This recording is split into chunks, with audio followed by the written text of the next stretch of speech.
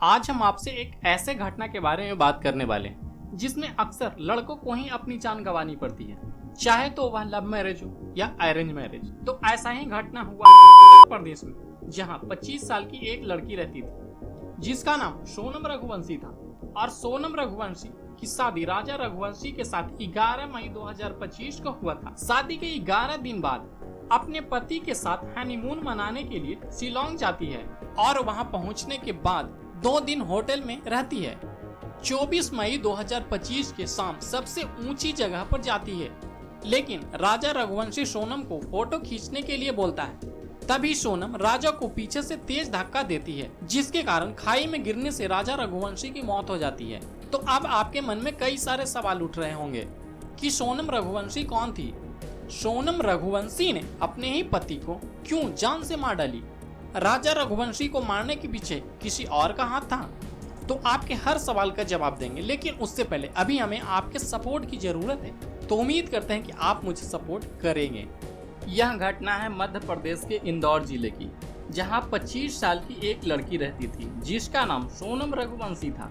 सोनम रघुवंशी के परिवार में कुल 5 लोग रहते थे। सोनम की मां संगीता रघुवंशी, सोनम के पिताजी देवी सिंह रघुवंशी, सोनम का बड़ा भाई गोविंद रघुवंशी, सोनम की भाभी और सोनम खुद। सारे लोगों को मिलाकर एक फैमिली में 5 लोग रहते थे। सोनम रघुवंशी अपनी पढ़ाई ग्रेजुएशन तक ही की थी। इसके बाद सोनम MBA करना चाहती थी, लेकिन सोनम के पिताजी को यह बिल्कुल भी अच्छा नहीं लग रहा था कि बेटी घर से बाहर रहकर पढ़ाई करे, और फिर सोनम रघुवंशी को MBA करने की सपना टूट जाती है। उधर सोनम के पिताजी इंदौर में ही बड़े लेवल पर प्लाईवुड का बिजनेस करते थे। सोनम के पिताजी इस कंपनी में मालिक थे और उनका बड़ा बेटा गोविंद रघुवंशी इस कंपनी में प्रोडक्शन और मैनेजमेंट का काम संभालते थे, और राज कुशवाहा इनके कंपनी में एक अकाउंटेंट का काम करता था। बाद में सोनम अपने भाई और पिताजी के साथ मिलकर मैनेजमेंट का काम संभालने लगी।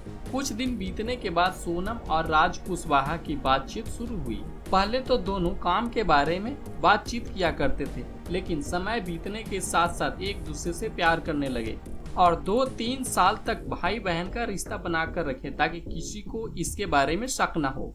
लेकिन एक दिन सोनम के पिताजी को इस रिश्ते के बारे में पता चल जाता है।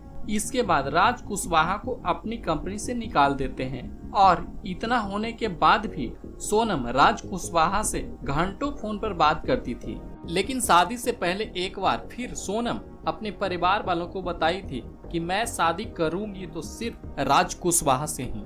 तभी सोनम के पिताजी गुस्सा होकर बोलते हैं कि अगर तुम परिवार वालों के मर्जी से शादी नहीं करोगी तो मैं आत्महत्या कर लूंगा।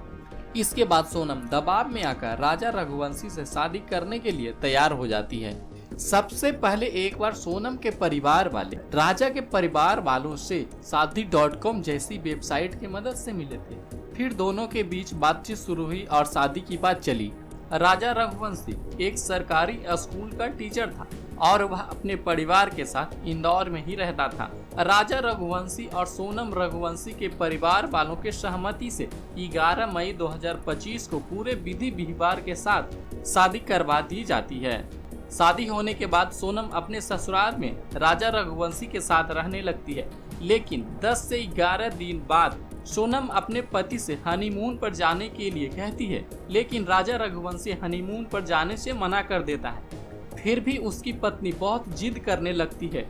तभी विवश होकर हनीमून पर जाने के लिए राजा रघुवंशी तैयार हो जाता है।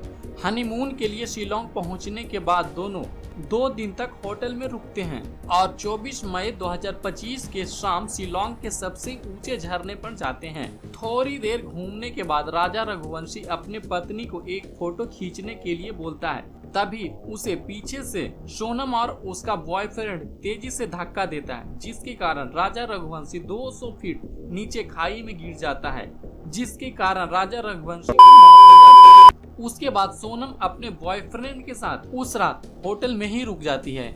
लगभग 10 दिन बीतने के बाद वहां के ग्रामीणों ने राजा रघुवंशी के लाश को देखा। उसके बाद तुरंत मेघालय पुलिस को सूचना दिया। सूचना मिलने के बाद तुरंत पुलिस वहां पहुंची और राजा रघुवंशी के लाश को उठाकर सरकारी हॉस्पिटल में पोस्टमार्टम के लिए भेज दिया। पोस्टमार्टम होने के बाद पता चला कि उसे पीट पीट कर हत्या किया गया है और पुलिस से बचने के लिए उसने नीचे खाई में फेंक दिया। उसके बाद होटल और आसपास में लगे सीसीटीवी कैमरे को चेक करने पर पता चला कि राजा रघुवंशी के साथ एक लड़की भी थी जिसका नाम सोनम रघुवंशी था। उसके बाद तुरंत पुलिस अरेस्ट कर थाने लाती है। जब सोनम रघुवंशी से इन्वेस्टिगेशन किया जाता है तब वह बताती है कि उसका पैर फिसलने से राजा रघुवंशी खाई में गिर गया, जिसके कारण उसकी और सोनम कहती है कि मैं काफी ज्यादा डर गई थी, जिसके कारण वहां से भाग गई।